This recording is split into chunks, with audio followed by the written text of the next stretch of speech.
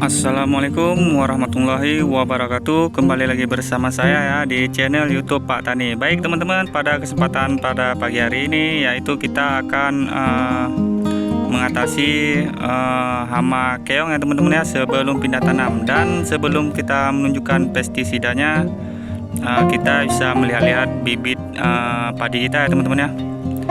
Bibit atau benih itu beda ya teman-teman ya. Kalau benih dia masih biji, dan kalau bibit ya seperti ini teman-teman. Ini sudah bibit namanya ya teman-teman, karena sudah tumbuh. Nah, jadi teman-teman, di usia padi kita ini atau usia bibit kita ini sudah menginjak 20 hari setelah semai. Nah, jadi teman-teman seperti ini teman-teman. Nah, seperti ini teman-teman. Dia tidak terlalu kecil dan juga tidak terlalu tua teman-teman. Dan biasanya saya teman-teman menanam padi itu usia bibit saya yaitu 20 hari teman-teman. Itu sangat cocok teman-teman ya. Kalau terlalu kecil, kalau kita menanamnya ini nanti tenggelam teman-teman ya. Ini sudah saya melakukan pencabutan, dan sebelum kita melakukan pindah tanam teman-teman, kita melakukan melakukan penyepraian ya teman-teman ya, yaitu mengendalikan hama keong. Nah, sebelum lanjut ke pokok pembahasannya, alangkah baiknya kalian bisa menekan tombol subscribe-nya terlebih dahulu ya teman-teman ya, agar kita semakin semangat ya untuk memberi informasi tentang seputar tanaman padi.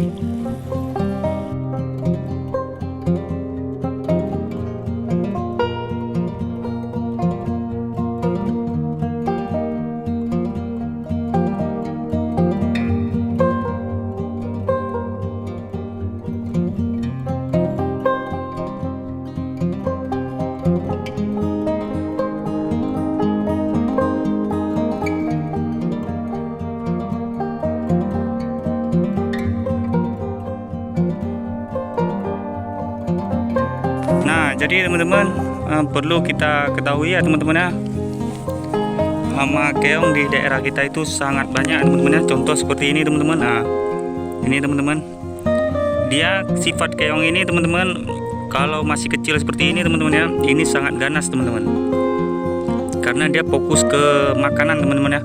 Beda hal kalau yang sudah besar ya teman-teman, ada dia sudah sangat besar teman-teman, itu dia tidak fokus makan teman-teman, namun dia lebih fokus ke perkawinan teman-teman.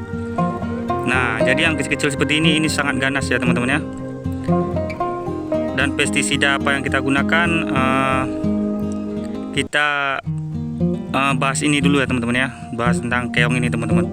Ini dia golongan hewan bercangkang teman-teman, yaitu golongan molukis ya teman-teman ya, molukis, yaitu hewan bercangkang. Makanya kita menggunakan insektisida yang untuk mengatasi hewan yang bercangkang seperti ini teman-teman.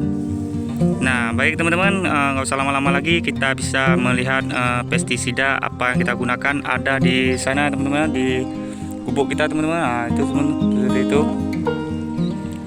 Nah, kita bisa ke sana teman-teman ya. Nah, jadi teman-teman, inilah pestisida yang kita gunakan untuk mengendalikan hama keong. Perlu kita ketahui ya teman-teman ya, hama keong ini dia hewan bercangkang, makanya kita menggunakan molukis ya teman-teman. Molukis ini dia sasarannya yaitu hama hewan bercangkang teman-teman, salah satunya ialah keong. Nah, jadi merek yang kita gunakan yaitu Bentan ya teman-teman ya.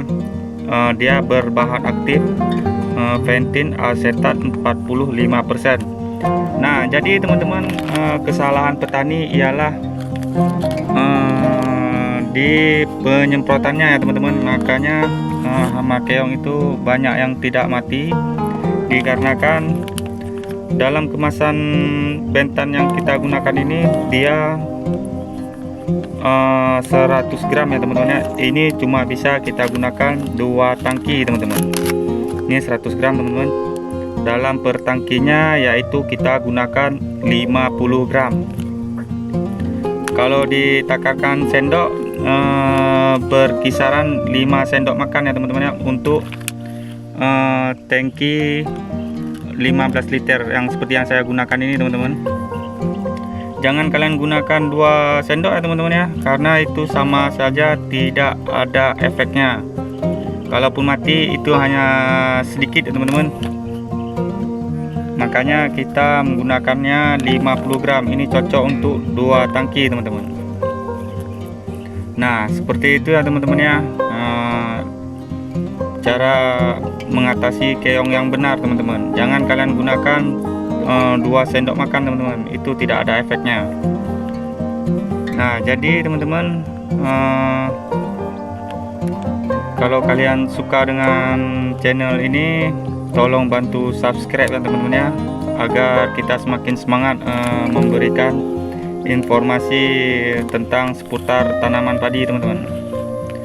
Nah teman-teman, saya akhiri dengan wabillahi taufik wal hidayah. Assalamualaikum warahmatullahi wabarakatuh.